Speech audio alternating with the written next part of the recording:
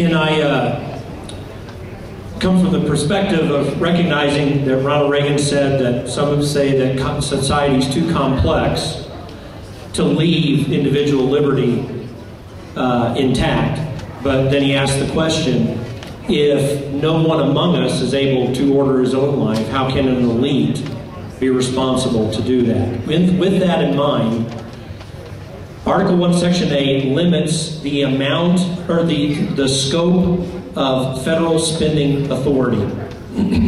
Often the term general welfare is used as a means to spend on anything in government. Sandra Day O'Connor in a 1984 decision on Article 1, Section 8 made the statement that if that term were used to allow the federal government to do anything that they wanted to, then in effect we are a parliament and not a representative Republican democracy. So my question to you is, could you name for me 2 or 3 federal programs right now that exist and are currently and are unconstitutional in their current form based upon the scope of Article 1, Section 8, 1? And 2, does the federal government have the right to continue a Social Security program where it directs the monies that we put into it? I hate 2-part questions because I can never remember the second part.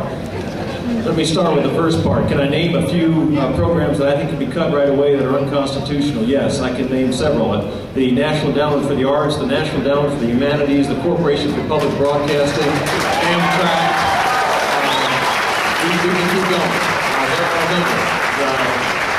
You know, the federal government is trying to solve every problem. The reality is that the power lies with you and me in our local communities. We don't need a Department of Education in Washington, D.C. telling us that our local communities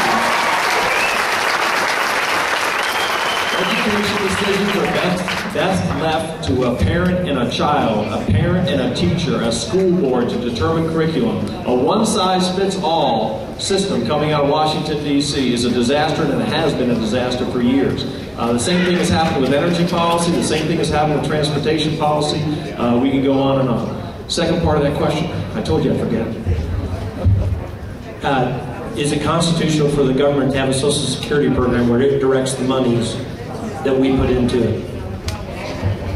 Let me tell you, I don't know whether it's constitutional or not. It is certainly a horrible policy in what happened in the LBJ administration back in the 60s when they took the money out of the trust fund to use to fund general fund programs.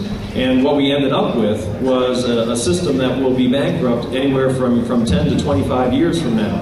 It is bad policy. I don't know that the federal government should be involved in a retirement plan. It should be a plan that certainly once people pay into it, they have the expectation of getting a retirement and they're entitled to that.